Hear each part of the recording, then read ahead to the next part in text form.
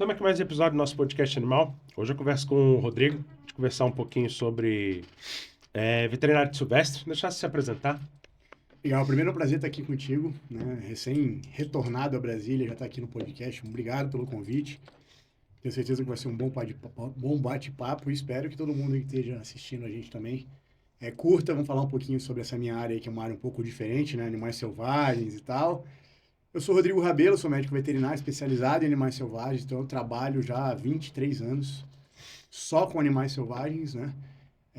Tive aí a honra e o prazer de poder trabalhar em diversos países, ainda trabalho, né, fazendo manejo de fauna, de megavertebrados, de animais de alta periculosidade, enfim. Tanto eu quanto a minha esposa, que também é especialista, né? E é isso, a gente vai falar um pouquinho sobre essa área aí.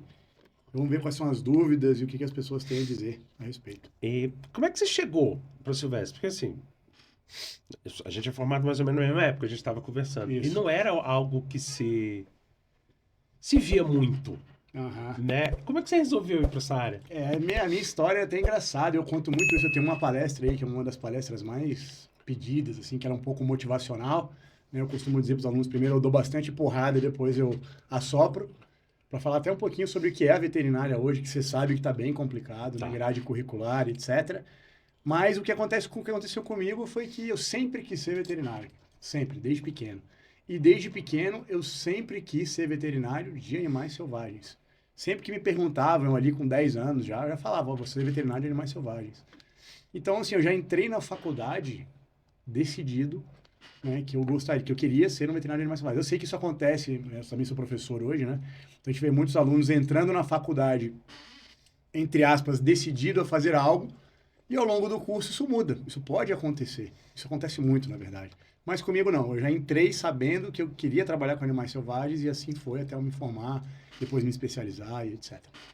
E o começo deve ter sido complicado. Foi. Na verdade, foi complicado para mim já na primeira semana de aula. Né? Porque, como você falou, pô, naquela época, imagina, 20 e tantos anos atrás, 23 de formado, fora os 5 do curso. Então, são 28 anos atrás. Naquela primeira semana de aula ali que o professor pergunta quem quer fazer isso, quem quer fazer aquilo. Eu acho que toda a faculdade tem isso, né? Ali na primeira semana, pro primeiro semestre. Então o professor perguntava quem quer trabalhar com isso. Aí a pessoa levantava a mão. Quem quer trabalhar com pequenos animais? E daqui a pouco, no final, ele falou assim, quem quer trabalhar com algo que eu não falei aqui?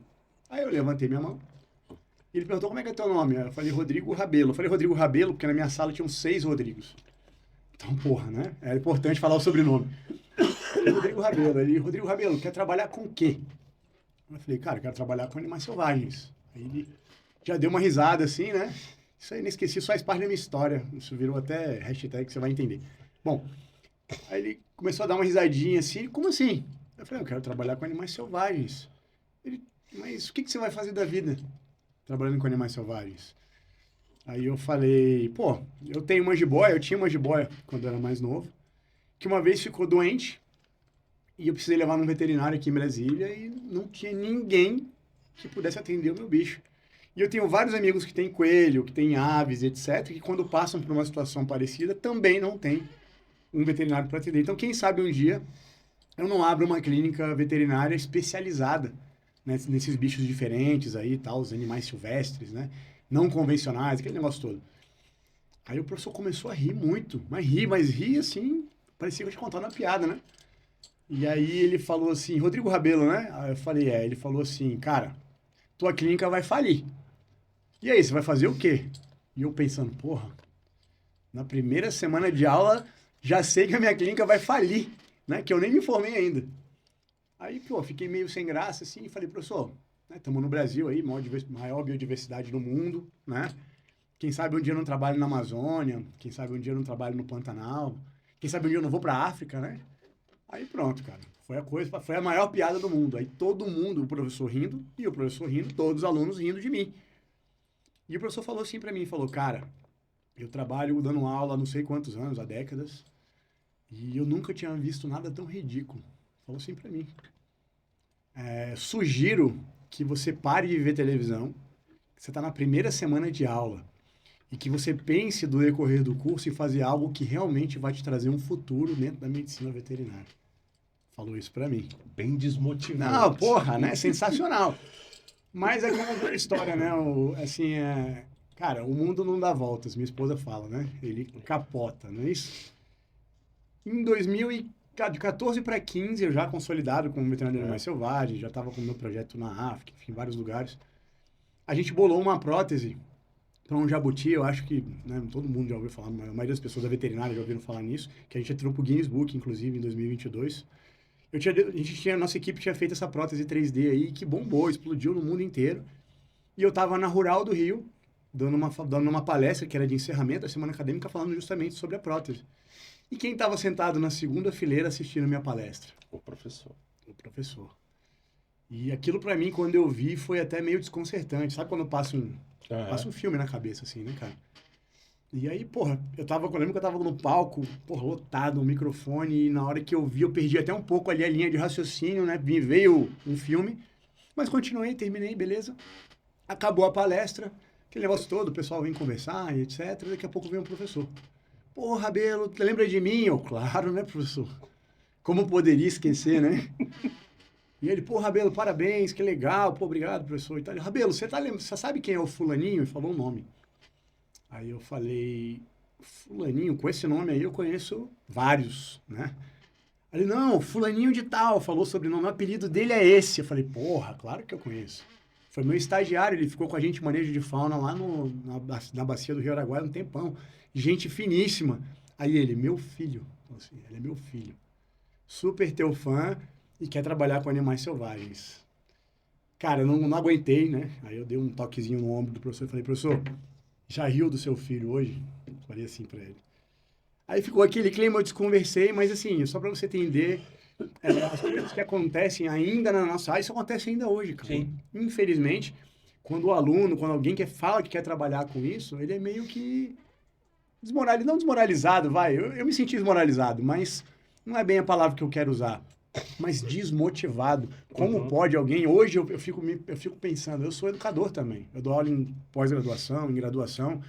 E eu, como educador, cara, eu tenho uma função muito importante. Você faz ideia que você deve ser professor também, ou já deve ter sido, não sei. De aula de anatomia, cara. Mas, cara, você tem noção da responsabilidade que a gente tem sendo professor? Muito grande. Que você está ensinando um aluno a exercer a profissão que ele vai desempenhar pro resto da vida.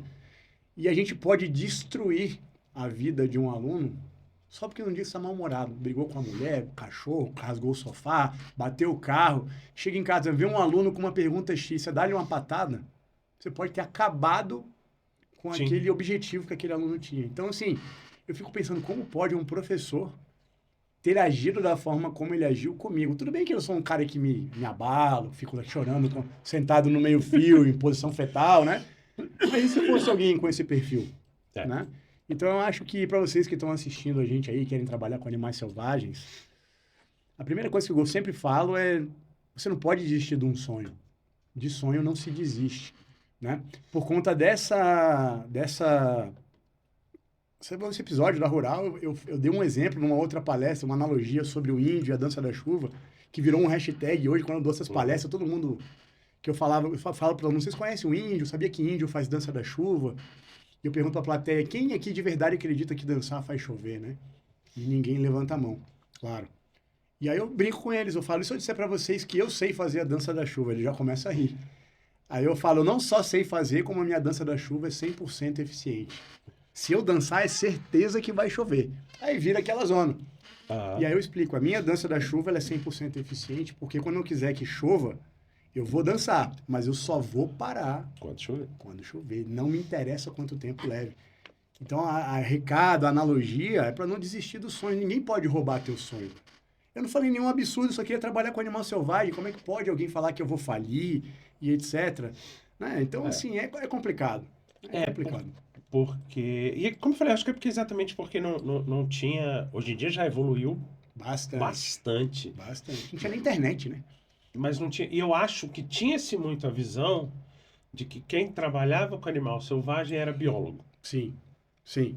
E ainda existe hoje uma visão de que o veterinário de animais selvagens, o cara toma banho na cachoeira, ele dorme no meio da moita.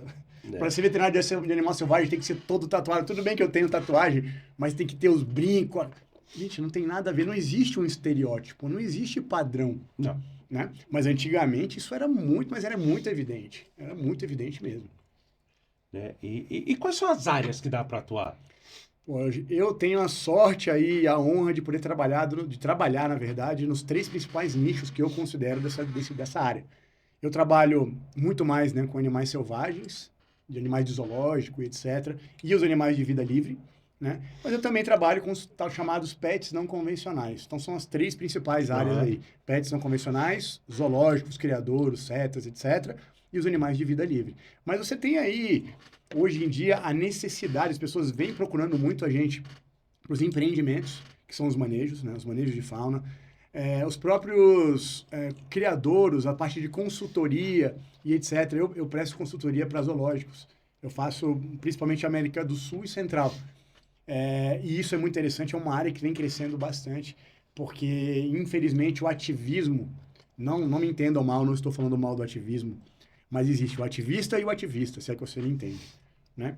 O ativista de verdade, aquele cara que realmente trabalha e luta pela causa animal e etc.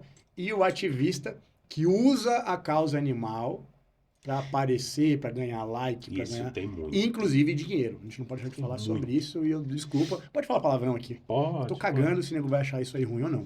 Mas existe isso, você sabe muito bem, Aham. né? Então, o ativismo, ele causa uma pressão justamente nisso que eu estou falando para você. Essa parte de consultoria hoje para zoológicos, porque a tendência, se depender desse ativismo negro, os zoológicos vão acabar. Sim. E eles não entendem que o zoológico é uma ferramenta excepcional de conservação. O zoológico está muito além de apenas exposição do animal para o público ficar vendo ali e tirar uma foto. Mas é muito além disso. Eu concordo que o zoológico ruim tem que acabar. Mas os zoológicos bons, que trabalham com conservação, com planos de manejo, reprodução, reintrodução de animais na natureza, pô, isso é fundamental, isso é excelente. E tem muito zoológico bom no Brasil e fora do Brasil. É porque até eu vejo muito que mudou-se muito a ideia do zoológico. Eles atualmente se preocupam com bem-estar, com Sim. coisa que quando eu era moleque, bicho, você via que a preocupação era muito menor. Ah, sim, sim. Se você for buscar no dicionário aí a origem, né, o significado da palavra zoológico, vai estar algo tipo relacionado à zoologia, Uhum. local onde se ocorre exposição de animais, tal, tal, tal. Esse é o conceito antigo, né, de zoológico. Uhum. E antigamente realmente era isso. Os zoológicos começaram a surgir na Europa como demonstração de poder. Os reis, os ricaços lá, eles aprisionavam as grandes feras, colocavam em cubículos dentro do seu castelo, da sua mansão, da sua casa ali, da sua propriedade, e chamavam as pessoas para mostrar: eu domino o leão, eu domino o tigre, eu domino um rinoceronte, um elefante. Sou muito mais poderoso do que eles. E foi assim que surgiram os zoológicos. Então, realmente, o zoológico ele era, sim, algo muito triste, né? E que, com o tempo, com a evolução das coisas, hoje passou a ser uma ferramenta fundamental de preservação. Procurem conhecer os zoológicos antes de falar mal. E dessas áreas, qual que você gosta mais? Eu gosto muito de trabalhar com zoológico e vida livre. Essas 2 áreas, para mim, são... Na verdade, como eu falei, como os zoológicos evoluíram, então elas estão intrinsecamente ligadas. Né? Os zoológicos hoje têm os studybooks. Eu fui diretor aqui no Zoológico de Brasília, do Hospital Veterinário. Aham. A gente tem aqui os studbookers. Os studbookers é quando você tem animais de alto valor genético. Você levanta uma bandeira genética, ó, aqui eu tenho um tigre que tem essa genética. Ou seja, não é consanguíneo com nenhum outro tigre de outro lugar que também tem essa. Você levantando essa genética, as pessoas conseguem identificar aquele animal e falam: opa, meu tigre ele pode acasalar com esse. E os filhotes vão para a natureza. Eles não vão para um parque. Não faz o mínimo sentido você reproduzir animal para manter ele ainda em cativeiro. Né? Então, sempre, claro que isso acontece, mas já visando uma posterior reintrodução. Né? Então, assim, eu gosto muito de trabalhar com o zoológico e com os animais de vida livre. Não estou falando que eu odeio trabalhar com os pets não convencionais, mas o zoológico e vida livre me move de uma forma diferente. Vida livre deve ser muito bom, né? Cara. Porque o ambiente de trabalho passa a ser outro, né? Lembra daquela música lá do Charlie Brown, Meu Escritório é na Praia? Então, meu escritório é no mundo. Né? A gente desenvolve trabalho na África, na Costa Rica, no Peru, em vários lugares aí. E, cara, quem segue a gente nas redes sociais aí, vê nosso trabalho, é incrível. São culturas diferentes. são a possibilidade de trabalhar com animais, claro, diferentes e com níveis de ameaça diferentes. A gente trabalha com rinoceronte na África. Pô, em 2017 morriam 3 rinocerontes por dia, só na África do Sul, vítimas do poaching, que é o arrancamento do chifre, para vender no mercado negro. Então, assim, o animal de vida livre realmente tem um lugar especial no meu coração, justamente por conta disso. Infelizmente, o ser humano, eles falam que está evoluindo, né? Mas não é bem isso, mas causando aquela pressão na natureza e com isso esses animais vão ficando cada vez mais inchados, né?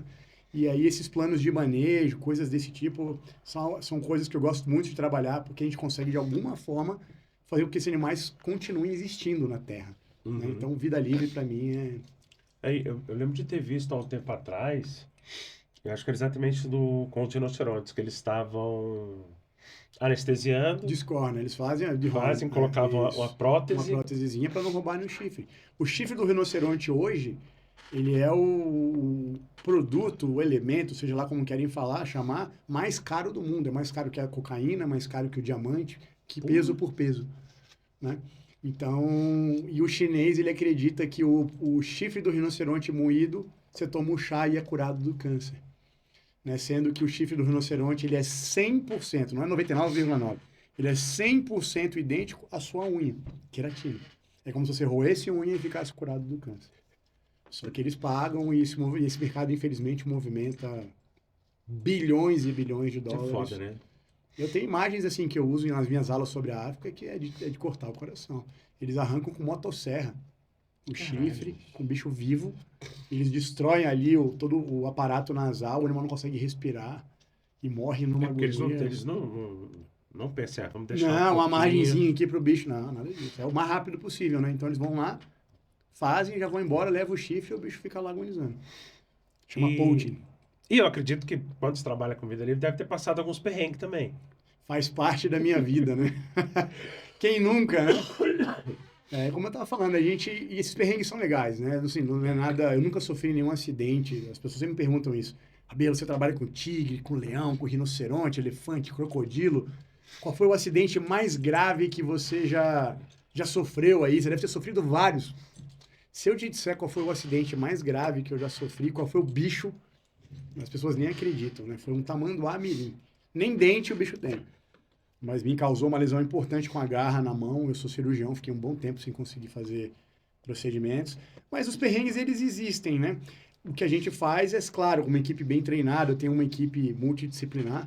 Quando eu posso trabalhar com a minha equipe, os níveis, assim, as probabilidades de passar perrengue caem drasticamente, porque a gente já está muito bem entrosado. Né? Agora, quando você vai trabalhar fora, num zoológico, fora do Brasil e etc., eu fico um pouco receioso porque a gente não conhece. Imagina, você tem que mexer na boca de uma naja, de uma mamba negra. Eu estou segurando a mamba negra, você não me conhece, você não sabe nem se eu gosto de você, se eu tenho experiência de segurar aquele bicho. Então, tudo isso tem que ser muito bem pensado antes de um manejo. Por isso que eu sou meio chato. A minha equipe, ou a equipe que eu vou coordenar no meio do manejo, digamos que amanhã a gente tem uma missão de trocar o rádio colar de um elefante macho na África. Um dia antes, ou se o manejo for à tarde, na manhã, eu reúno toda a equipe. Se bobear, faço até um PowerPointzinho, falo sobre o animal, qual o objetivo, quanto pesa a bateria, qual droga que a gente vai utilizar para derrubar o animal, qual que vai reverter, quanto tempo reverte, distribuo as funções entre eles para não ficar batendo cabeça. Tudo isso para minimizar as possibilidades do perrengue. Mas existe. Porque eu já comentei aqui algumas vezes a questão é exatamente assim. Quando você tem uma equipe muito bem entrosada, às vezes o olhar de um pro outro, você já sabe se vai dar alguma merda ou não. Exatamente. Só olhou pro lado ali, a pessoa já sabe o que você quer ou que deu merda. Né? Aconteceu de eu pular em cima de um crocodilo gigante, devia ter uns 800 quilos, eu não sei o peso ao certo, mas era enorme. E o bicho começou a meio que andar comigo em cima. Não era a minha equipe, porque se fosse a minha equipe, na hora que eu tivesse saltado, outros já viriam também, no meu Instagram tem imagens. Os outros já viriam e montariam junto, neutralizando a possibilidade do animal se debater. Não. O bicho se debatendo comigo ali, eu ali, olhava pro lado e a cara do pessoal era tipo, pô, tô achando que não vai dar muito certo. Né? Então, eu até brinco também, falo isso em aula. Para trabalhar com animal selvagem, assim, de verdade mesmo, você tem que ter proatividade e atitude, que são duas características que estão totalmente ligadas uma à outra. E a falta de proatividade e a falta de atitude pode, inclusive, definir se você vai morrer ou não num procedimento. A gente trabalha com bichos de altíssima periculosidade, né? Porque se escapa ali, já era, né? É uma só, uma serpente extremamente peçonhenta, um elefante que te dá uma pancada e acabou, um rinoceronte, um grande felino que pode te segurar ali ou voltar, enfim, tudo tem que ser muito bem pensado. Os alunos, as pessoas, na verdade, em geral, têm uma visão muito romântica da veterinária e também da medicina veterinária de animais selvagens, né? Eu costumo falar em aula ali, sempre aquela perguntinha de primeira semana também. Por que você faz veterinário? E o aluno fala, de bicho. Isso é a resposta clássica. E eu falo, ainda bem, né? Tá, pelo menos isso, né? Porque eu amo o animal e tal. Eu falei, pô, que bom, louvável. Mas eu sou educador, eu preciso, né? Eu falo isso muito em palestra também, nessa palestra que eu falei que é meio motivacional. Eu falo, cara, e se eu te disser que esse excesso de amor que a gente tem pelos animais pode te implodir de dentro para fora se você não tiver um psicológico bom, que é o chamado síndrome de burnout. Ninguém faz ideia. Eu já tive. Eu já tive. Acabei de vir de uma. Eu já tive. Acabei de vir de uma. Eu me mudei para Brasília por conta disso. Eu já tive. Nossa. Cara, nem me fala. Eu perdi 17 quilos. É uma merda. Cara, é impressionante. Então, você que está assistindo a gente, que é aluno de medicina veterinária, ou que pensa em fazer veterinária, as pessoas entram na veterinária com essa visão romântica. Porque eu vou trabalhar com um cachorrinho fofinho, vou ver os filhotinhos. Com certeza vai. Só que nós somos médicos veterinários. Você vai pegar esse bichinho sofrendo, morrendo, maus tratos. O primeiro animal que eu operei na minha vida, já como médico veterinário formado, foi uma cadela estuprada. Porra. Tá preparado para isso, velho? Não. Sabe, os alunos estão preparados para isso? Não tá. Pô, é machadada, a gente também não está preparado para perder um paciente. Exatamente. E o pior, perder o paciente e ser responsabilizado e cobrado pelo tutor. E ainda digo mais, o tutor ainda vai te chamar de mercenário porque você perdeu o paciente e ao mesmo tempo teve uma conta para ele pagar. É como se ele só tivesse que pagar se o bicho ficasse bom. E isso tudo vai entrando na cabeça desses tanto dos veterinários mais experientes, quanto dos veterinários recém-egressos na faculdade. E isso, cara, olha, quer ver uma coisa muito bizarra?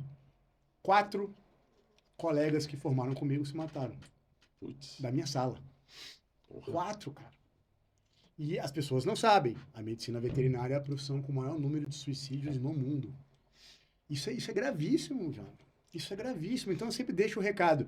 Você que está assistindo a gente, seja lá quem for, está passando por uma situação, converse com os mais experientes. Vai trocar uma ideia. Vai para terapia, não é coisa de maluco, não. Eu faço toda segunda-feira. Porra, meu irmão, terapia é fundamental. Vai para um psicólogo, psiquiatra, terapeuta, não sei. Vai fazer jiu-jitsu. Eu sou viciado em esporte. Então, estou estressado, eu vim direto de um treino para cá. Vai fazer alguma coisa que te faça extravasar. Seja conversar, seja lutar, puxar ferro, jogar xadrez, não sei. Mas é fundamental isso, cara. Senão, dia após dia, o copo enchendo. O copo enchendo. E quando transborda, meu irmão, a conta é alta, viu, cara? É alta. Eu fui agora para Manaus. As coisas não aconteceram como deveriam acontecer lá. Fiquei numa situação bastante complicada. Pô, fiquei mal. Nunca tinha acontecido isso comigo na vida. Fiquei mal, perdi a vontade até de treinar, de fazer tudo. Minha mulher falava, cara, vamos sair daqui, porque não dá pra ficar assim. E assim a gente fez. Né? Então, assim, não vai achando que o Rabelo tá aí no mercado há muito tempo, tá aí na mídia, tá fazendo. Isso nunca vai... Isso acontece com qualquer um, em qualquer momento. Então, fiquem espertos com isso. E tem algum animal que você tem mais preferência? Tem. Todo mundo pergunta. São 2, na verdade, mas o número 1 top é o rinoceronte. Sou viciado, fanático, apaixonado. Bonito pra cacete, nobre, acabando no mundo, no planeta, sendo dizimado por conta do poaching. Né? Então é um animal que, tanto eu quanto a minha mulher, a gente tem uma paixão louca por ele, tem tatuado no corpo. A nossa empresa, o símbolo é rinoceronte, tudo é rinoceronte. Então é um bicho que a gente adora trabalhar. E em segundo lugar, bem perto ali, são os crocodilianos. Eu também sou fanático pelos crocodilianos, gosto muito de trabalhar com eles. Mas no coração mesmo ali, para não ficar na dúvida, é o rinoceronte. E, cara, deve ser bem interessante mexer com o crocodilo. Legal. Os répteis são animais diferenciados, né? A gente costuma dizer que até clinicamente, quando eu falo clinicamente, abordando clínica, cirurgia, fisiologia, anatomia, né? É um cérebro à parte, né? É um mundo à parte. Tanto na parte clínica, quanto nas questões de manejo relacionadas até o próprio comportamento, né? Uns têm veneno, outros têm outros mecanismos de defesa diferentes, uns são extremamente agressivos, como os crocodilianos, né? Então, assim, os répteis me fascinam muito, mas os crocodilianos, aquilo ali é dinossauro, é um modelo anatômico, se for professor de anatomia, milhões de anos, tão bem sucedido, que ele ficou naquela. Hoje ele resiste, ele vive, ele domina, é topo de cadeia em um modelo fisiológico anatômico de milhões de anos atrás. É um dinossauro vivo. Cara, eu tenho comentado com o pessoal de silvestres, de exóticos que vem aqui, é o seguinte, acaba que é quase que uma veterinária à parte. Porque são diversas espécies, diversos comportamentos, diversas anatomias. Fisiologias. Isso é a mais pura verdade, né? Então, assim, tem faculdades que nem a disciplina de animais silvestres fazem parte da grade curricular. Então, eu sempre costumo falar para o aluno, porra, uma coisa é o aluno ficar, quem é você no meio dessa comparação que eu vou fazer agora? Você é o aluno que senta na bunda no meio-fio, começa a chorar, minha faculdade não tem a disciplina de silvestres, eu queria tanto, vou ficar aqui me lamentando, chorando, e é isso. Ou você é aquele cara que percebe que a faculdade, que na verdade nem é obrigação dela, nenhuma faculdade no mundo vai te deixar totalmente preparado para o mercado de trabalho. Nem é a função dela. Faculdade é facilitadora do conhecimento. Cabe a nós, alunos, enquanto graduandos, correr por fora, meu irmão. Com a grade curricular de hoje, então, nem se fala, né?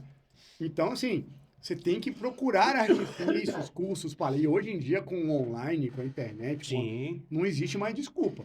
Na nossa época aí, sabe como é que era? Eu queria um artigo, era por correio. O cara tinha que ir na biblioteca, tinha que comprar, comprar, o cara mandava por correio o artigo científico para você ler.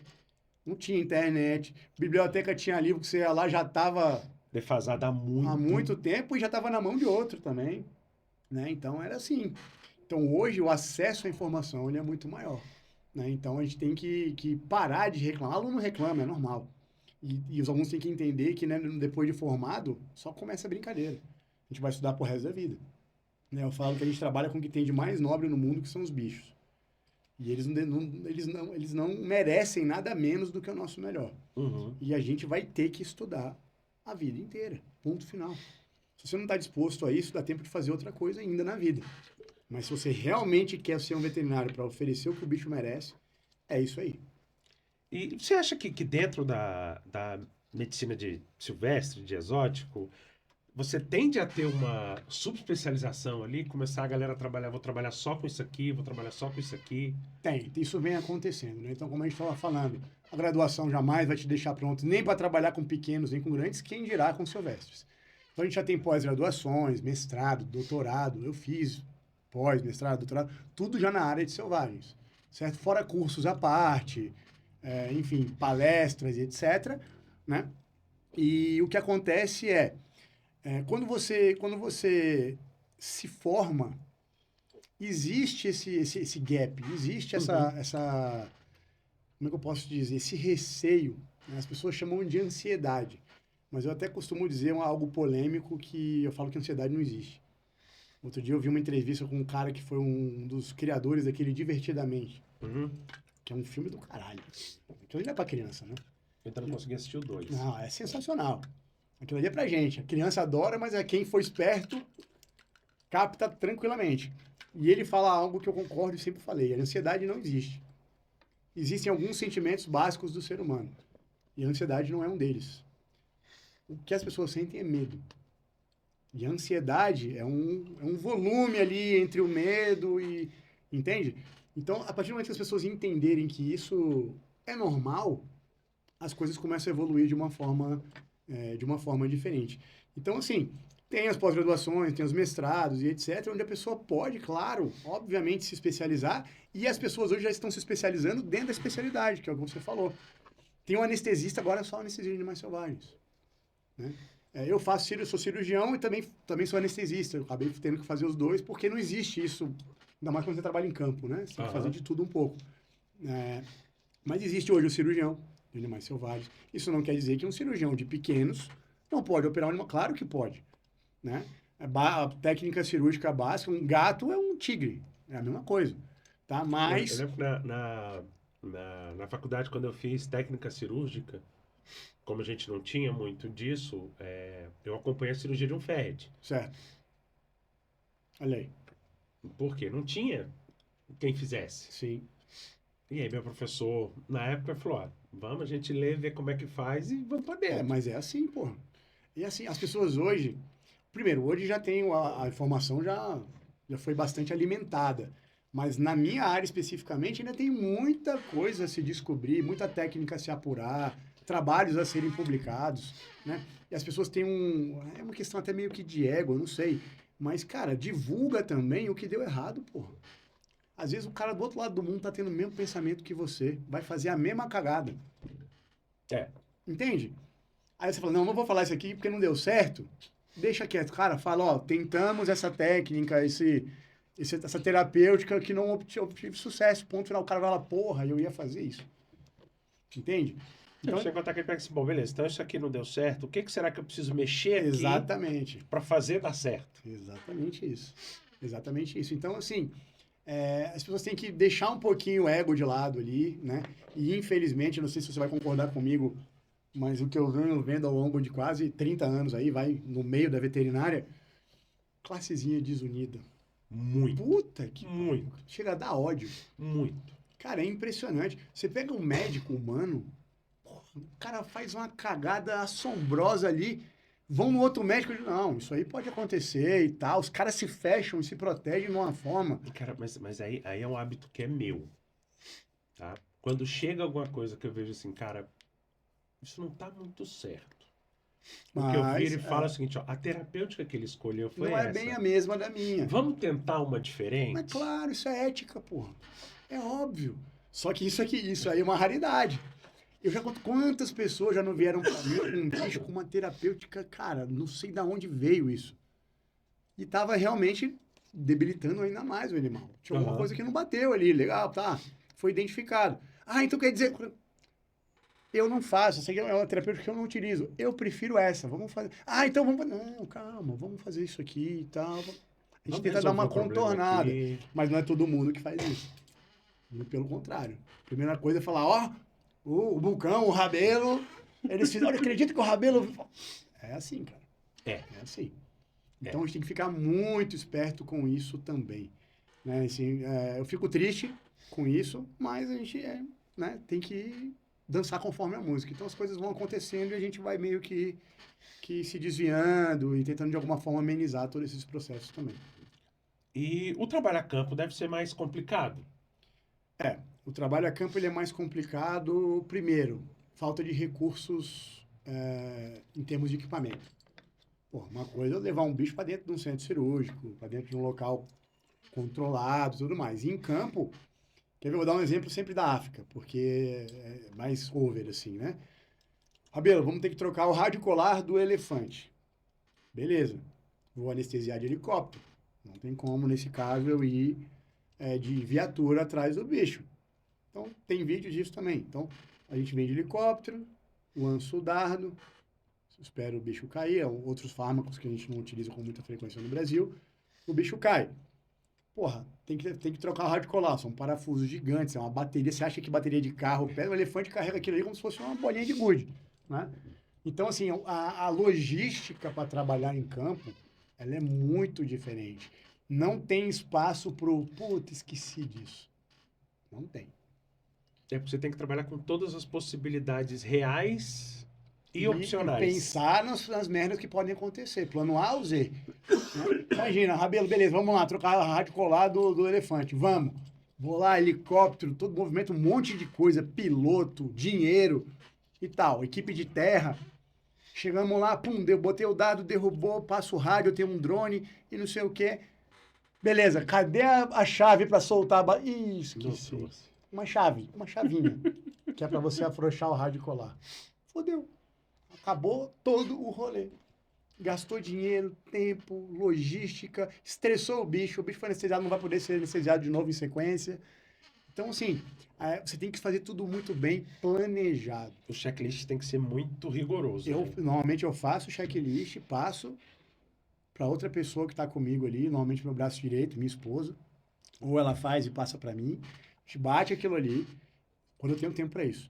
Depois eu faço o briefing com a equipe, aí tem uma tela, eu faço um PowerPoint, características básicas do bicho, qual é o ambiente que a gente vai estar, no caso, por exemplo, do elefante, tem desfiladeiro perto, penhasco, tem rio, entende? É pedregoso, o bicho pode cair, furar o olho, alguma coisa do tipo. Girafa, pô, manejo de girafa selvagem, cara, é complicadíssimo. A girafa tem características anatômicas únicas. Aquele pescoço gigante muda todo o processo de manejo. Uma girafa não pode deitar, eu não posso fazer um fármaco, lá a gente usa etorfina. Pô, etorfina, né, uma microgotícula, espirrar numa ferida aberta no olho, você está morto em 18 segundos. Né? Então, a girafa, por exemplo, se eu faço um dardo numa girafa e provoco um knockdown instantâneo, como eu quero fazer com outros bichos, knockdown instantâneo, fala, em poucos minutos ela está caída. Morreu. Por quê? Por conta das características do pescoço. Você tem noção qual que é a pressão arterial de uma girafa? Nem ideia. O tamanho que é o coração, a espessura da musculatura. Porque tem que bombear o sangue lá para cima, cara. E são muitos metros. E o que acontece? Por que uma girafa, quando vai beber água, que ela abre as pernas e abaixa a cabeça, ela não desmaia? Porque aquele sangue, ele desceria para a cabeça, o bicho ia apagar. Por que a girafa não deita muito? Então, tudo isso é por conta dessa característica do pescoço. Você foi professor de anatomia, sabe do que eu estou falando. Válvulas semilunares. Sabe o que é isso? E quantas dessas tem no pescoço de uma girafa? O que é válvula semilunar? Pequenas válvulas dentro dos vasos que, quando por gravidade ocorre um processo, elas vão fechando, mudando o caminho do sangue para evitar, por exemplo, que uma girafa em knockdown, quando caia, a pressão arterial é a mesma para mandar o sangue lá para cima. Só que agora a cabeça está no mesmo nível do coração. A pressão é a mesma. Eu simplesmente estouro o cérebro do bicho. Morre de derrame cerebral hemorrágico instantâneo. Caralho. Olha aí as diferenças. Então, o que eu faço com a girafa? Uma dose leve de etorfina, azaperone, certo? Hialuronidase, que é uma enzima para aumentar a absorção. O bicho toma o dardo. Quando o dardo bate, em poucos minutos, ela começa a sentir o efeito do fármaco, mas não cai. E qual é a reação de toda girafa no planeta? Corre. Quando ela se sente meio estranha por causa do fármaco, ela dispara. Quando ela dispara, você vem com os jips, traça cordas, cruza cordas, derruba ela, é contenção física. Você derruba ela cai sem estar totalmente apagada por conta dessas características. As válvulas continuam funcionando. Normal. Contenção física, pula em cima, domina o pescoço, já faço o reversor do fármaco. Na verdade, eu uso o butorfanol como meio reversor da etorfina. Aí o resto é contenção física. Já tampa os olhos, tampa os ouvidos e leva o bicho como se fosse uma coleirinha para dentro lá. Também tem imagem disso lá no Instagram. Então, de animal para animal, muda tudo. E se eu não tiver uma equipe que pelo menos tenha noção do que vai acontecer ali, vai dar mesmo. Cara, e acaba que você tem que conhecer a fisiologia, o comportamento. Tem que analisar o ambiente, tem que analisar a tua equipe, até se a equipe tem, porque sempre tem isso, né? Ah, esse fulano não gosta daquele fulano. Vamos botar os caras junto. Ou eu não vou botar um fulano que não gosta do outro para um segurar a faca e o outro, sei lá, eu penso em tudo isso. Entende? Um manejo crocodiliano. Quem vai pular em cima? Sou eu. Quem é que vai fazer comigo ali? O crocodiliano nem tanto. Vamos voltar, por exemplo, da mamba. Porra, eu e você, a gente se odeia. Você vai segurar uma mamba pra eu mexer na boca. Eu vou confiar? Não. Porra, mas claro que não. Então a gente tem que pensar muito. Cara, são tantos fatores, cara, que a gente fica até desesperado às vezes, né? Mas, claro, com a experiência você vai contornando isso. E aí, quando é com aluno, porque quando ele fala, agora eu vou falar do crocodiliano. Vamos pegar um jacaré-açu no zoológico, vamos tirar da água, esvaziar o tanque, vamos puxar da água, eu vou pular em cima, você vai trazer o silver tape para fechar a boca, você vai trazer a cordinha para amarrar. Ah, mas eu queria ser o que pula em cima. Aí o outro fala, mas eu queria ser o que faz a injeção. Oh, porra, que preguiça, cara. Toda função é importante. Na próxima você faz a injeção, na próxima... Até porque uma não funciona sem a outra. Exatamente, cara. Aí que tá. Deixa de ser o foco o bicho e passa a ser o foco a pessoa. E aí tá errado, isso não é veterinário. Então, sempre por isso que eu faço o briefing antes. Eu falo, ó, não comecem com esse negócio de que, eu gosto de fazer injeção, eu gosto de botar, senão vai dar problema. É complicado. E a questão do manejo da contenção, elas são o principal. Principal. Assim, não existe como se falar de medicina de animais selvagens sem falar de contenção física, manejo em geral. Né? Manejo é uma palavra muito ampla dentro da nossa área. Ele envolve manejo nutricional, comportamental, mas o manejo em termos de contenção é o principal. É ali, a partir dali que você vai ter acesso ao bicho. Né? Então você tem que dominar as técnicas de manejo. Você tem que saber quais são os mecanismos de defesa / ataque do animal. Como é que aquele animal se defende? Ele usa a cauda, não usa? Ele morde, ele tem veneno, ele cospe, ele tem descarga cloacal, ele elimina odor. Tudo isso a gente tem que saber. E estar preparado para isso, para se antever algumas situações que podem acontecer. Então, você dominar técnicas de manejo é fundamental. E, mais uma vez, repito, a função dentro do manejo tem que ser muito bem distribuída, a ponto de não bater em cabeça. Não pode acontecer isso no meio de um manejo, porque vai atrapalhar.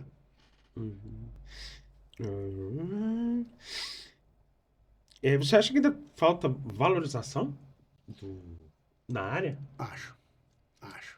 Infelizmente, o médico veterinário de animais selvagens ainda, como eu falei, não é levado muito a sério, sabe? A gente ouve ainda aquelas mesmas frases de sempre, vai morrer de fome. Quer trabalhar com animal selvagem, vai morrer de fome. Vai trabalhar com o quê? Só vai trabalhar em zoológico, como se fosse só zoológico para trabalhar. Né? A gente tá aí as clínicas bombando de pets não convencionais e várias outras situações. Mas eu acho que é muito desvalorizado ainda. A medicina veterinária como um todo... Sim.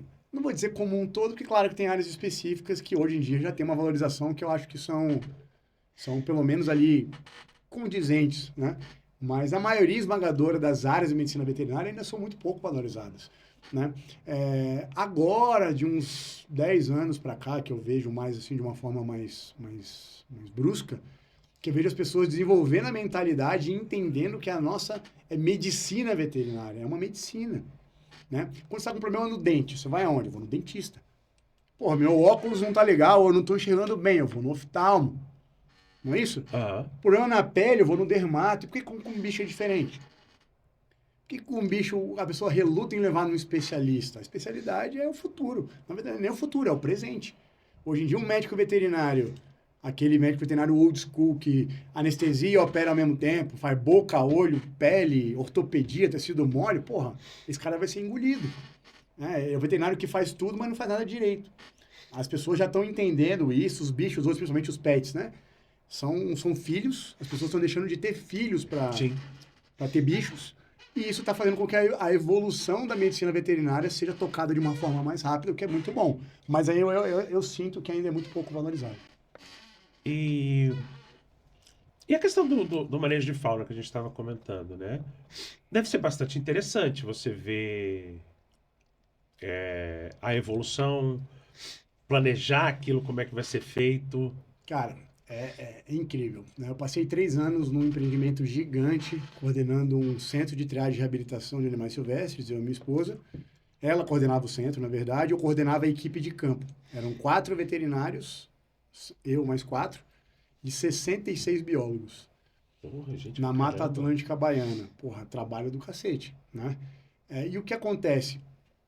O manejo de fauna, ele tem algumas especificidades muito interessantes. Primeiro, a gente estava trabalhando numa área que até então era intocada. E você entra naquela...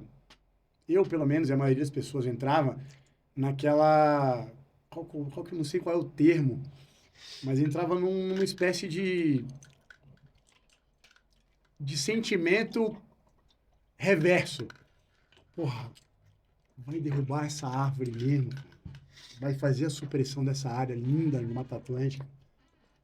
Não está fazendo nada de errado, está tudo autorizado, etc. E tal. Mas, ao mesmo tempo, você entra nesse sentimento, né, essa controvérsia, né, Mas o primeiro ponto que o veterinário que trabalha nesses empreendimentos ou com manejo de fauna tem que entender. A gente, às vezes, vai trabalhar em situações Que às vezes até você pode não concordar, mas não é ilegal. Certo? Mas você tem, às vezes você não concorda. Pô, eu não concordo que tem que derrubar isso aqui tudo, mas vai construir um porto, vai construir uma hidrelétrica, Aham. né? Então esse é o primeiro ponto. Segundo ponto, isso eu aprendi muito nesse trabalho dos 3 anos lá, Mata Atlântica Baiana. Trabalhar com espécies que até então eu só via no livro, né? Eu trabalho muito com anfíbios, né? Atendo muito, opero muito anfíbio e tal. Antes desse manejo de fauna, eram, digamos assim, X animais eu atendia por ano. Hoje, sem brincadeira, não é exagero, 35x. Por quê? Pô, na Mata Atlântica Baiana, a maioria era répteis e anfíbios. Eu fazia 6, 7, 8 cirurgias por dia só em anfíbios. Caralho. E então eu tive que estudar pra cacete, né? Ver coisas novas, bolar estratégia, publicamos trabalho pra caramba, terapêuticas novas, laser, um monte de coisa. Transformando isoflurano, que é obviamente inalatório, em um gel anestésico, porque os animais têm absorção transdérmica. Então a gente pegava um gel lubrificante, junto com isoflurano, um pouco de águas mineralizadas, transformava num gel, passava no bicho, olha que legal. Cafeína para reverter. Então você começa a trabalhar nisso e isso é legal pra caramba. Pô, isso leva teu conhecimento a outro nível, cansa pra caramba, né? Mas manejo de fauna tem isso. São muitas coisas interessantes, muitas dificuldades também, né? E eu sempre falo pro veterinário, você vai trabalhar no empreendimento, primeiro entenda que empreendimento é esse. Eu sou chato pra caramba. Não que eu seja um veterinário, não me entendam mal. Ah, o Rabelo tá falando que ele é famoso, que ele tem nome. Não. Mas eu não vou colocar o meu trabalho, querendo ou não, o meu nome, o meu CRMV, em algo que eu tenho dúvidas sobre a legalidade, sobre o que está sendo desenvolvido naquele trabalho. Então, procure primeiro conhecer o que vai ser feito ali em termos de trabalho. Tem as autorizações, está tudo certinho. Você, inclusive, tem que ter as suas autorizações para trabalhar. A partir dali, você desenvolve. E eu tenho certeza que quem trabalhar com manejo de fauna, seja no Brasil ou fora, vai pirar. Porque é muito legal e eu acho que, eu não sei o que é mais tocante, o que mais me move. Se é salvar um bicho ou se é devolver ele para a natureza. São dois sentimentos assim impressionantes. Você pega, por exemplo, a gente pegou uma espécie ameaçada, uma preguiça de coleira da Mata Atlântica Baiana, um animal mau, lista vermelha de extinção, né? Chegou detonado o bicho. Você salvou, porra, já estou feliz, salvei o bicho. Agora eu vou preparar para a reintrodução. Reintroduz. E a equipe de monitoramento fica ali 1 ano, 2, às vezes acompanhando e vê que esse bicho teve sucesso, reproduziu e etc. É legal, Essa né, sensação é incrível, cara. É legal. Esse trabalho de reintrodução eu acho muito legal, cara. Existe até outro dia não, há uns anos atrás, publicaram um biólogo. Ele publicou um artigo falando sobre a falácia da reintrodução. Ele fala que reintrodução é balela. Não concordo, claro. Né? O pessoal do Nex Não, né? teve Essa aqui. galera é demais. Véio. E eles estavam contando, acho que foi na Argentina, que chegaram, eles enviaram inclusive alguns animais que o cara comprou um local e disse que só devolveria para se soltasse os bichos. Se ele conseguisse, se fosse transformado num parque. E o cara gastou uma grana, cara, e conseguiu revitalizar aquilo tudo. Reintroduzir vários animais que já não apareciam por lá. E aí o ápice foi quando chegaram as onças. Cara, eu já passei por tantas experiências assim. Eu fiquei um tempo entre o Pantanal e a Amazônia ali. Cidade de Cáceres, é uma transição. Quantas vezes a gente não pegou onça detonada? Os caras mataram a mãe, já tinham matado um filhote, a gente conseguiu resgatar o outro. Você tem noção que pode demorar? O pessoal da Nex esteve aí, desenvolve um trabalho incrível. Eu conheço lá a Cris, Tiago, a Poliana, meus amigos, inclusive. Eu trabalhei com o Tiago. A Poliana treina jiu-jitsu, que estava agora treinando comigo, agora, antes de eu vir pra cá. Gente finíssima, excelente. O Thiago só tem um defeito, que é não ver o WhatsApp. Nada mudou. Sempre foi a mesma coisa. Mas, assim, profissionais dispensam comentários, né? Então, assim, a gente cansou, cara, não com eles, mas no meu trabalho lá no Pantanal, na Amazônia, de você pegar um animal ameaçado de extinção, suadíssimo, passa 1, 2, às vezes 4 anos com um bicho. E aí vem de novo, eu quero mandar esse recado direto para vocês aí em casa e para os ativistas de mentira. Cuidado com o que vocês veem na televisão, quando fala principalmente em reintrodução. Vamos falar de um termo mais comum que é utilizado, que é a soltura.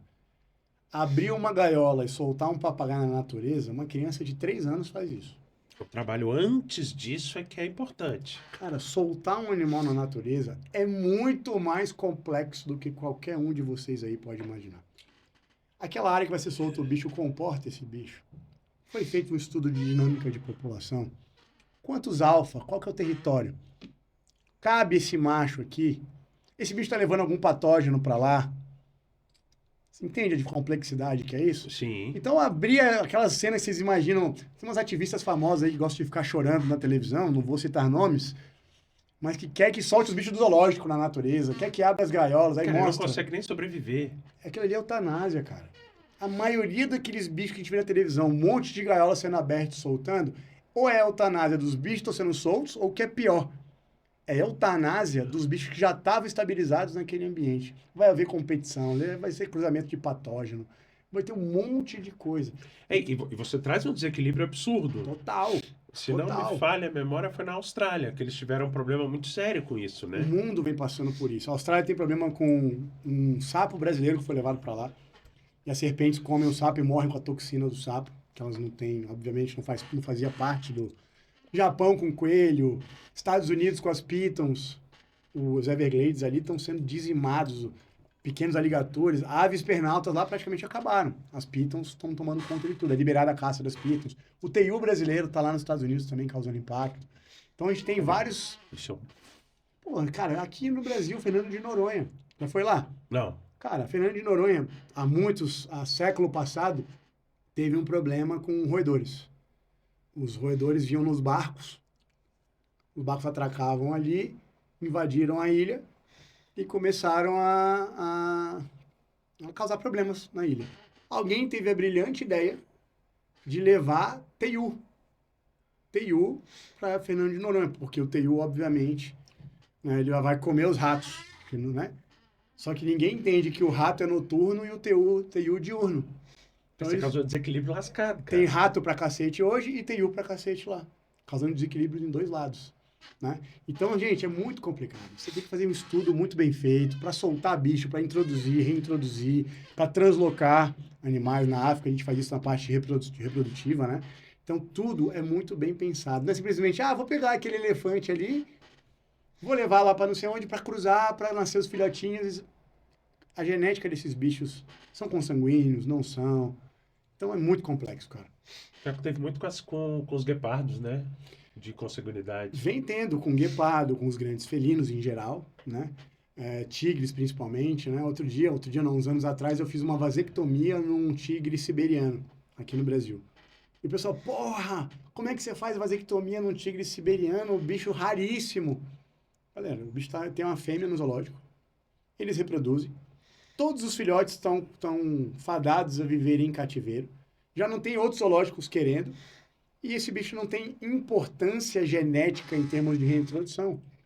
Então, melhor do que esse animal ficar reproduzindo e esses filhotes ficarem presos, sendo mandados, virar um problema, faz a castração do bicho, faz a vasectomia. Aí você tem que explicar o porquê de ter que se fazer uma técnica como essa nesse bicho, que seria um bicho que, aos olhos dos leigos, é um animal que seria de uma importância relevante. Mas, na verdade, não é que ele não é importante, mas geneticamente falando, esse cara já é consanguíneo de todos os outros que estão nos outros parques. Então, Se você tem pouco, você acaba... As pessoas não entendem que para um animal ser considerado extinto, ele pode ter 2.000. Ele pode ter 2.000 espécimes no mundo e já é considerado extinto. Porque os 2.000 são da mesma cadeia genética. Ou seja, a tendência é que ele vá só cruzamento consanguíneo, vai nascer com problema, não vai viver bem e tal, etc. Chega uma hora que isso aí acaba. Então, para um animal ser extinto, não necessariamente ele tem que ter acabado. E todo esse trabalho de reintrodução é foda, né? Porque a gente às vezes você faz o trabalho todo certinho, bonitinho, direitinho, aí reintroduz, e o bicho aí vem um filho da puta e mata. Caça, e trafica. Né? E outro dia até foi apenas um comentário, não tenho como afirmar, mas mostraram aí na televisão uma onça que está andando além do que ela andaria no território dela. Ela saiu daqui, foi parar lá não sei aonde, e você olha pelo rádio colar andando em linha reta. Eu falei, gente, eu só espero que esse bicho não tenha sido abatido e esse rádio colar tá com alguém. Porque uma onda não faz. Primeiro, fui fazer o cálculo de quilômetros por dia, não bate. Porque o animal tem que caçar, tem que descansar, tem que beber água, Né? Segundo, uma onça jamais iria migrar assim para uma outra linha praticamente reta. É porque tem. Ela vai aqui, ela vai ali, ela procura caça aqui, ela procura, passa um tempo dormindo depois que come. Ou ela passa 2, 3 dias indo se alimentar naquela presa que ela bateu. Mas não, o bicho tá numa... O gráfico dela é meio que andando assim... Meio estranho isso. Pois é, vamos ver o final, né? Cenas dos próximos capítulos. Meio estranho isso. Mas rezar para esse animal não ter realmente sido morto, e o que eles estão captando é o sinal. Às vezes está no carro de alguém, está com alguém. Só para não dar o sinal de óbito. Não, às vezes a pessoa nem sabe. Pegou aquilo ali, acontece muito isso. É? Né? Acontece muito, as pessoas abatem, tiram aquilo do bicho e levam como souvenir. E aí, quando aquilo está emitindo um sinal, GPS, né? Então eu espero, tomara que eu esteja falando besteira e que realmente seja a onça, mas eu achei esquisito. Né? E de reintrodução, qual é o mais complicado? O grupo? É. Primata. É? Primata é muito complicado. Tem vários grupos complicados, mas os primatas que vivem em grandes grupos é complicadíssimo. O saguizinho, aquele que é muito traficado, pô, cara, você reintroduzir um bicho daquele ali é praticamente impossível, porque o grupo não aceita.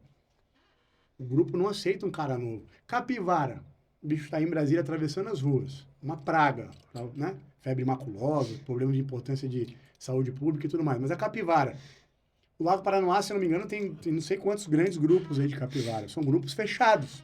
Sim. Um grupo não aceita bicho de outro. Certo? E, tem uma capivara com uma mordida nas costas, que é muito comum. Vamos pegar para tratar, vamos. Pegou, ficou 2 dias contigo, jogou de volta no mesmo grupo, Já não aceita. Eles vão lá e terminam de matar o bicho. Que era a preocupação que espera com aquela filó. Sim, a filó. O caso da filó é famosíssimo, né? Seria outro podcast para falar sobre isso, né? Mas aquilo ali, para mim, foi um absurdo. Um absurdo, não um absurdo de terem levado para os setas, um absurdo de ter devolvido para o cara. Né? Aquilo ali foi um tiro no pé gigantesco, gigantesco. Enfim, eu não vou nem tocar muito nesse assunto, porque isso vai virar uma polêmica. Né? Eu gosto de assuntos polêmicos, mas eu acho que vai perder um pouco até o nosso foco aqui. Mas as pessoas hoje, só para deixar claro o que eu quero dizer com essa questão da filó, falam muito mal dos centros de triagem e etc. Ninguém faz ideia da luta desse pessoal, dos setas, com a falta de recursos e tudo mais. Aí eu penso que não se dá a devida importância. Nunca se deu. Eu estava lá agora, onde a filó estava, em Manaus. Eu estava na Amazônia, fiquei lá 8 meses agora. Voltei tem 3 semanas. Conheço o local que ela ia. Tinha total condição de receber o bicho. Mas rede social, likes, um monte de coisa por trás, ativismo, pelo negócio todo. Não, mas a filó nadava com ele no laguinho, dormia na cama, agora vai para um local no setas? Vai, porra. Vai. Entende? É assim que funciona. A lei ela tem que ser maleável como uma barra de ferro. É o que eu brinco, cara. Lei não foi feita para ser discutida, lei foi feita para ser cumprida. É maleável como uma barra de ferro, meu irmão. É para ele, é pro dono da filó. E por que a vovó do papagaio pede o papagaiozinho dela? E o papagaio vai pro setas e fica lá cantando Larie dentro do setas. Por que com a filó não? Aí entra, um monte de outras coisas, como eu falei, é outro podcast, é outra situação. Não, porque o que eu vejo é exatamente isso. Eu vejo que não se dá a devida importância que os setas têm. Os setas têm uma importância, assim, gigantesca na conservação também. Sofre como... Não vai achando que é Brasil, não, porque o brasileiro tem síndrome de vira-lata, né? É porque é no Brasil, porque na Europa... eu mandei vários alunos meus para a Europa, para setas em Portugal, o equivalente do setas. A gente passou agora um mês lá na Costa Rica. Costa Rica, o país mais conservado do mundo. O único país tropical que reverteu o desmatamento. 85% do país é preservado. Você vai nos rescue lá, os caras pedindo, por favor, alguém pode me dar aí $1 para eu comprar ração para um bicho e tal. É generalizado, cara. É generalizado. Então as pessoas têm que entender a importância no Brasil dos setas, na Costa Rica dos animal rescues, na África dos santuários. E não vem me falar de santuário. Puta, eu tenho uma raiva disso, cara. É outro podcast. Não, santuário. Que santuário? De onde veio esse nome, santuário? Santuário de chimpanzé não é em Sorocaba. Santuário de chimpanzé é na África. É na área de ocorrência do animal. Santuário de elefante não é na Chapada. É um absurdo. Santuário de elefante é na Ásia ou na África, dependendo da espécie. É porque essas reintroduções a gente teve os hipopótamos lá do Escobar. Puta, eu tive lá. Causaram um estrago Estão absurdo ali, causando, cara. matando pessoas. Quer saber qual é a solução desses bichos? Uhum. Abate. Caraca, o Rabelo tá falando que tem que abater. Tem que abater. Consanguíneo, a genética deles não vai acrescentar para a conservação. Eles estão assoreando o rio, matando pessoas, reproduzindo de forma descontrolada, causando impacto em várias Porque outras você não tem espécies. predador, não tem. Na Colômbia, pô. E esse bicho tá na bacia amazônica. Daqui a pouco chega por Daqui a aqui. pouco tá por aí, pô. Ah, mas tá falando que tem que abater. É isso. Ah, mas tem que fazer um programa de castração dos... Como alguns ativistas já falaram. Mas, cara, vocês têm noção do que é você castrar um hipopótamo? Pra manter o bicho lá ainda, causando todos os problemas. Esses bichos têm que ser abatidos, mas a gente ainda não tem maturidade pra Essa carne discutir. serve para consumo? Não, cara, o hipopótamo sim, cara, até que sim, é rico em gordura e tudo mais. O pessoal na África come hipopótamo, come tudo lá, Aham. né? Mas assim, não seria algo de relevância comercial. Até porque o N ainda é muito pequeno também. E tem que Aham. aproveitar que o N ainda é muito pequeno. Eram 3. É, porque eu penso assim, às vezes, beleza, abate, mas aproveita aquela carne para alguma Mas coisa. na África fazem isso. Você quer ver uma polêmica? Eu vou lançar uma polêmica aqui e vou sair correndo quando acabar o podcast. Olha o que eu vou falar, hein? E se eu disser para você que a caça é importante para a conservação? Eu acredito. Na África, isso Eu vem acredito. dado recados. Gente, como é que é o nome da menina lá da Glória? É uma estudante, ela foi como voluntária Na África. na A África. África é um modelo de sucesso E disso. aí ela estava exatamente questionando isso. Falei, cara, às vezes você abater algum animal pode representar o consumo de carne para uma vila É inteira. o que fazem. É o que fazem. Se quiser, depois eu vou te passar um contato de um amigo que ele fica 6 meses na África, 6 meses no Brasil, caçador profissional. E ele tem, assim, ele tem histórias incríveis sobre isso. Mas onde eu quero chegar? Primeiro, é uma fortuna abater um bicho desse na caça legal, tô falando. Tá? Aham. Não é a caça de poaching, pelo amor de Deus. O cara paga assim, mas você não tem noção, cara. É coisa de 50 mil dólares, 100 mil dólares para abater um animal. Você movimenta bem a economia. Esse animal que está sendo abatido é animal que, geneticamente falando, ele não tem, entre aspas, não me entendam mal, não tô falando que o animal não é importante, Aham. mas ele não tem importância genética em termos de conservação e preservação. Normalmente são animais já, a maioria das reservas fazem isso, animais já velhos, já estão expulsos do grupo e etc., são colocados em reservas para caça. A pessoa vai lá, você vai lá, paga 100 mil dólares para abater um leão. Às vezes você abate, mas tem países, inclusive, que nem o abate foi você que fez. Você participa de todo o processo, mas o tiro é efetuado por um profissional africano para evitar sofrimento, aquele negócio todo. E Tira você aquela tira só a foto. fotinho, isso, tira aquela fotinho e tudo mais. Absurdo, caralho, Rabelo, você tá falando. Esses 100 mil dólares que ele pagou para bater, que você pagou para bater o leão, é 100% destinado para a preservação dos leões. E na África é. Não vem acontecendo, não fiquei sabendo ainda nenhum episódio de corrupção, de desvio e Aham. etc. E desde que implantaram este tipo de caça da espécie A, B, C, D, a espécie A, B, C e D elevou o seu número de espécimes, contribuindo diretamente para a conservação. Então, a caça pode ser, não estou falando que tem que ser introduzido no Brasil, Sim, aqui sim. a gente sabe como é que as coisas funcionam e tudo mais, mas cuidado com o que você fala. Não pensem um pouco fora da caixa. Ou que como eu falei do zoológico, permita conhecer um zoológico, permita-se conhecer um zoológico, pega mais informações a respeito do que vem acontecendo com a caça legal em alguns países. A gente está aí com o nosso javaporco, Pô, bateram de 300 quilos agora em Minas, cara. destruindo, dizimando tudo, matando gente, e o ativismo não encoste nesse animalzinho e É porque tudo o mais. javali em si, ele não é tão grande. Mas o javaporco, Mas resolveram cruzar com porco, com a ideia comercial, não deram conta e aí Bicho- saíram soltando. e o bicho extremamente rústico, sobrevive em qualquer ambiente, vive no esgoto, vive na lama, vive no seco, aonde for, e com uma reprodução de suíde, uma fêmea pare 18, 20, É. e esse bichinho aí 6 meses depois está reproduzindo. Então é assim, é exponencial o crescimento desses animais. E se não abater, vai dar problema. Só que aí o ativismo Porque aí você consegue, no caso do Java Porco, você consegue aproveitar a carne, você consegue Um fazer monte de coisa, embutido. um monte de coisa. Pô, Basta. a gente tem abatedouros de jacaré no Brasil. Aham. Vou falar o nome, é Cocri Japan, porra, que desenvolve um trabalho incrível na cidade de Cáceres e perto de Corumbá, no Mato Grosso do Sul, é a mesma cooperativa. Porra, cara.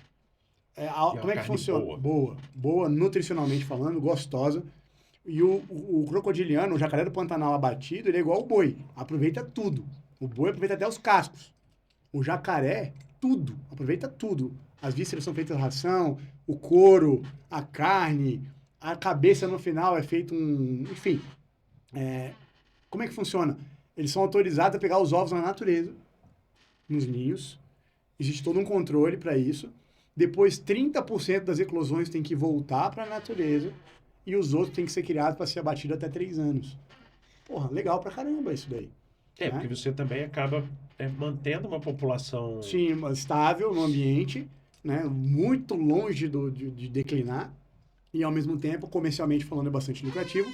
A Cookie Japan, ela exporta hoje carne de crocodilianos para o Oriente Médio. Pô, Né? Oriente Médio. Então, assim, é um mercado bastante é interessante. uma área que dá para atuar legal. Sim, o veterinário é fundamental lá. Fundamental. Conheço, inclusive, lá os veterinários zootecnistas que fazem parte de dieta dos animais. Então, o que eu falo? O mercado de trabalho para veterinário de animais selvagens, silvestres, exóticos, ele vem crescendo de uma forma bastante interessante. Cabe a você se especializar, estudar, entender, vivenciar. O aluno veterinário tem que entender que ele tem que fazer estágio em todas as áreas, principalmente se ele quer trabalhar com animal selvagem. Porque a gente tem. Quem são os tigres? É gatinho doméstico, cara. Eu quero trabalhar com tigre, onça. Tá, mas você gosta de gato? Não, não, gato não. Então, meu amigo, O tamanho é bem se diferente. especialize em medicina de felinos domésticos. Vai ser fundamental para você trabalhar com grandes felinos. Entende? Quem são os lobo-guará, cachorro do mato, cachorro vinagre? É cachorrinho doméstico. Por sinal, esse fim de semana teve um lobo-guará que apareceu rosnando na porta do restaurante. Lá no Sério Norte aqui? Sul. Pô, que legal, legal, né? Assim, legal, legal. Eu tava vendo a reportagem hoje, de manhã cedo. Lobo-guará é um animal fantástico. É bonito, né? O Zoológico de Brasília é referência na reprodução deles, que não é muito fácil em cativeiro, né? Muito legal, um bicho um bicho incrível, incrível. E como é que você vê o futuro da medicina de selvagem? Bom, eu vejo bastante promissor. Né? Eu acredito realmente que vai melhorar ainda mais. Né?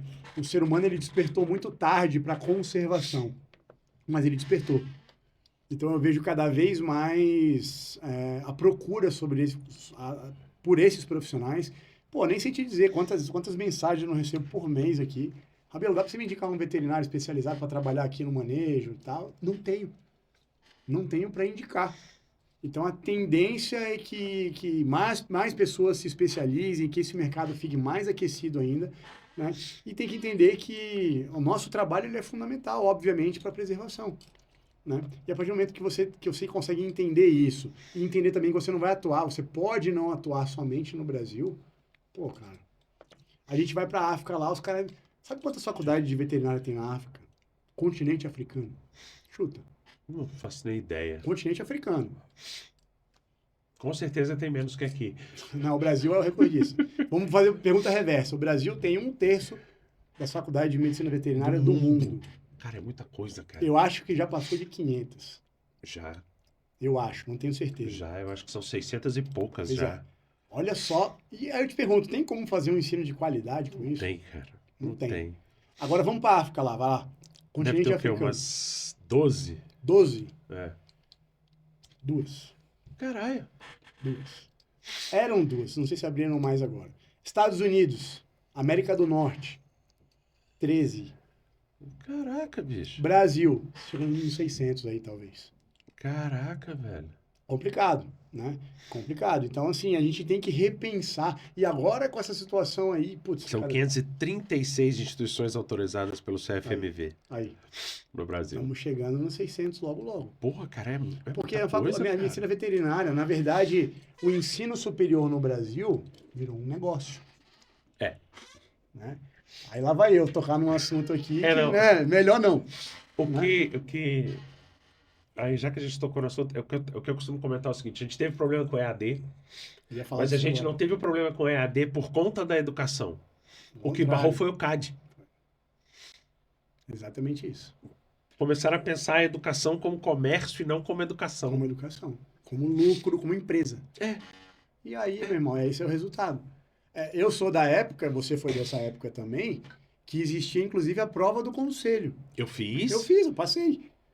Prova do conselho. Eu fiz. Senão eu não conseguia exercer. E por que que não tem mais essa prova? Porque derrubaram o mandado de segurança, porque não estavam passando. Você já imaginou se não existisse a prova da OAB?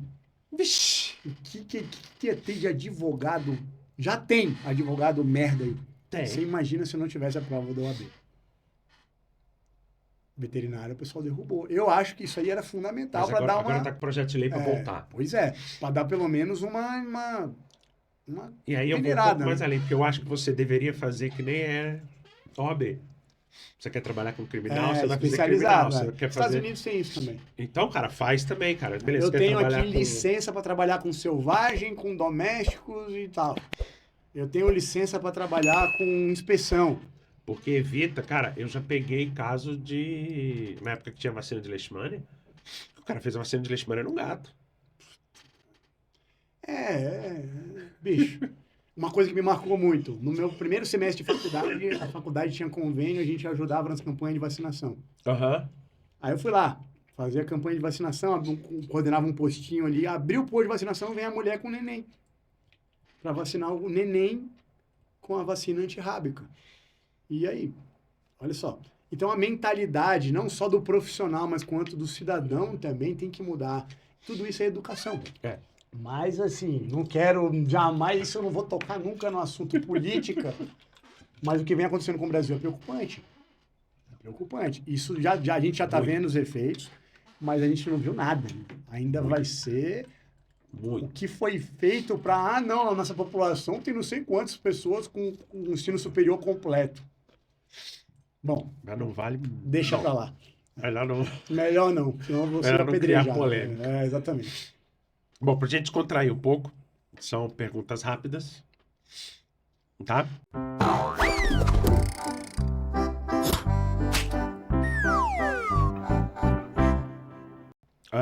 Qual que é o seu animal favorito? Rinoceronte. Qual animal você seria? Eu seria? É. Porra, eu queria ser um rinoceronte. Eu queria.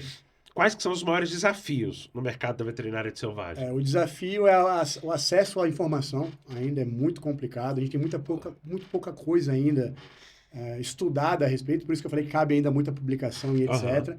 Mas eu acho que o desafio principal é isso aí mesmo. É o acesso à informação, a estudos, para que a gente possa se embasar. Então, a gente tem, às vezes, que sair do zero e a gente mesmo desenvolver esse estudo, publicar e etc. Um sonho. Um sonho é que a medicina veterinária de animais selvagens ganhe cada vez mais espaço, né? Não só no Brasil, no mundo. Se você pudesse ter alguma característica de algum animal, qual seria? Longevidade eu queria ter. A longevidade de um jabuti, por exemplo. Eu gosto muito de viver. Filme, desenho ou série que tem algum animal que você goste? Putz, vários, hein, cara? Vários. Eu morro de rir, eu me amarro em assistir o Madagascar. Né? Aquilo ali é demais, cara. Aquilo é incrível. Né? Existem várias séries também, mas o desenho com animal, a maioria deles me pega. Tem algum animal que você tem medo? Porra, não vou dizer medo, cara. Na verdade, era medo e eu aprendi a superar esse medo. Eu não trabalhava muito com aracnídeos. Não é que eu tenho medo de aranha, mas eu tinha um certo receio. Mas hoje não atendo, faço vários procedimentos, etc. Esse manejo de fauna na Bahia me trouxe muito esse desbloqueio aí. Porque lá eu atendia muitos aracnídeos também, então foi legal. Mas eu tenho um certo receio ainda. E qual que é a melhor parte de trabalhar com a veterinária de selvagens? Cara, a melhor parte é disparado que não existe rotina. É uma rotina sem rotina. Hoje eu tô aqui contigo nesse podcast. Amanhã, sei lá, vou para Costa Rica, daqui a pouco eu volto, opero um bicho num zoológico, daqui a pouco eu tô na África, daqui a pouco eu tô numa aula, né? Então, primeiro, essa parte de rotina sem rotina é muito legal. E segundo, é poder, de alguma forma, contribuir para que aquele animal continue existindo no planeta, que é a parte de conservação. Isso é muito, muito legal, me move muito também. E qual é o maior mito da atuação do veterinário de selvagem? O maior mito? É. Não, o mito é que você vai morrer de fome. Né? Eu não morri. Meus amigos também não. Né? Então, porque sempre falam a mesma coisa, né? Quer trabalhar com selvagens, vai morrer de fome, não tem mercado. A gente está no Brasil, a maior biodiversidade do mundo. Falar que não tem mercado para trabalhar com animais selvagens aqui é um peixe no oceano falar que não tem água. Né? O problema é que a maioria das vezes, cara, vou dizer algo, né, a se pensar. É muito fácil ser pessimista. Muito fácil. É só não fazer nada, vai dar errado, com certeza. Entende o que eu tô falando? Aham. O foda é você ser otimista. É você lutar, batalhar, ainda não conseguir, continua, insiste, vai e persiste, é o tal do sonho. Que eu falo que de sonho não se desiste, não se desiste de um sonho. Né? Então eu acho que é mais ou menos isso daí. Esse mito que eu falo e tal, e etc., é porque existem esses mitos da medicina de animais selvagens, e como o próprio nome fala, mito, não é verdade. É difícil pra caralho. A gente já falou sobre isso. Espécies, fisiologias, anatomias, periculosidade, campo, enfim, um monte de coisa. Tem que estudar muito. Medicina veterinária em geral tem. Animais selvagens, então, não estou falando que a gente não estuda mais do que os outros, mas tem que estudar. Eu não fico só no cão e gato.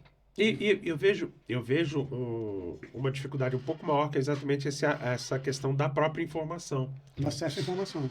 Literatura, você não tem quase nada, cara. Você não tem quase nada. A gente ainda hoje, a gente que eu falo, não é só eu, claro. É um mundo aí dos veterinários de São Paulo, está desbravando. Está abrindo no peito muita coisa ainda que não existe. Né? A medicina de pequenos, por exemplo, de cão e gato, está muito à frente, mas muito à frente da gente. Né? E o que a gente faz? Pega eles como modelo e extrapola isso para dentro da nossa realidade. Algumas coisas dão certo, outras não. Vai adaptando e vai desenvolvendo metodologias novas. A gente pega, você tem noção, quantos ruminantes selvagens eu trabalho? Porrada. Antílopes, etc. Os próprios megavertebrados. Eu pego informação de boi, de búfalo doméstico, ali o búfalo que é utilizado em fazendas, etc. De caprinos, e vou tentando extrapolar isso para a nossa área. Né? Então é o que a gente tem que fazer. Tem que desbravar muito ainda. Muita coisa tem ainda para acontecer dentro da nossa especialidade.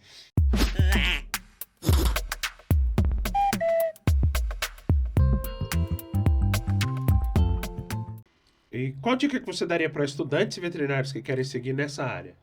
Primeiro, não desiste do teu sonho. Né? É isso. Porque vão aparecer um bando de idiota aí. As pessoas, elas tentam jogar pra gente frustrações que não são nossas, são deles. Você entende o que eu tô falando? Só que cabe a gente decidir se essas frustrações vão ou não influenciar na nossa vida. Né? Então, a partir do momento que você traçou um sonho, um objetivo, cara, persegue isso implacavelmente. Não estou falando que eu quero pegar alienígenas em Marte e trazer para a Terra. Eu quero trabalhar com animais selvagens. Aconteceu isso comigo. Eu já contei a história. Né? Então, a primeira dica que eu dou é essa. Se você tem um sonho, meu irmão, faz tudo o que tiver ao seu alcance, imaginável e inimaginável, para conquistar. Certo? Ah, desistir, não é? Então, desculpa, não era sonho. Era uma vontade muito forte. Mas sonho, meu irmão, de sonho não se desiste. Então, a primeira coisa é essa. Segundo, já sabe que é trabalhar com animais selvagens. Está na graduação? Essa dica vale para todos, mas faça uma graduação bem feita. Todas as disciplinas você vai precisar. Faz estágio com, acabei de falar, de ruminantes, de felinos, de canídeos. Faz estágio com grandes, com pequenos, com laboratório, com patologia, com tudo. Você vai precisar muito disso para trabalhar com animais selvagens. E o terceiro, meu irmão, movimente-se. Levanta o rabo da cadeira. Para de reclamar que a sua faculdade é feia, que a parede é suja, que o quibe da cantina é ruim. Para de perder energia com isso e usa essa energia para fazer algo que vai contribuir para direcionar a tua graduação para o que tu quer trabalhar, cara. Porque se você ficar parado reclamando, como eu falei, a faculdade não é e jamais vai ter a obrigação ou ser capaz de te deixar preparado para o mercado de trabalho. Sim. Cabe a gente fazer o máximo possível durante a graduação e depois que se graduar, continuar se pós-graduando, se especializando, estudando. Então, acho que essas aí são as principais dicas que eu dou. Cara, eu queria agradecer. Eu que agradeço. Realmente. Eu acho que a gente acabou abordando inúmeros temas. A medicina veterinária é muito vasta, né? Ah, sim. E a medicina de animais selvagens, primeiro que eu sou apaixonado pelo que eu faço. E se me deixar aqui, meu irmão, a gente vai ficar até amanhã falando. Redes sociais, para quem quiser mais informação. Legal. A gente está com o Instagram, né? O @rabelo com 2 L's 77 e o @vet.duemes, DUEMES, sou eu e minha esposa. A gente trabalha em conjunto. E o nosso canal é o canal Casal Wild, que é como a gente é conhecido. né? A gente tinha um outro canal lá com o Richard, etc. Quando a gente foi para Bahia, a gente se desvinculou e agora a gente está vindo com um canal novo aí, que é o Casal Wild. Então é o Instagram, basicamente, e o YouTube, onde a gente vai começar a lançar mais conteúdo agora que eu estou de volta em Brasília. Tem 3 semanas que eu cheguei. A tendência é que agora eu tenha mais tempo para poder jogar informação pro pessoal, curiosidades, etc. As pessoas estão sempre perguntando, não só da vida profissional, mas também da vida pessoal também. A gente vai tentar mostrar para o pessoal a medicina veterinária como ela é. Não esse conto de fadas que as pessoas acham que a medicina veterinária é, né, cara? Né? Dizer que aqui a gente conta com o apoio dele Brasil. Vídeo, internet, marketing, tem estúdio podcast, tem estúdio com chroma key, cenário fixo. Se vocês precisarem, a galera faz, e dizer que é isso. E até semana que vem.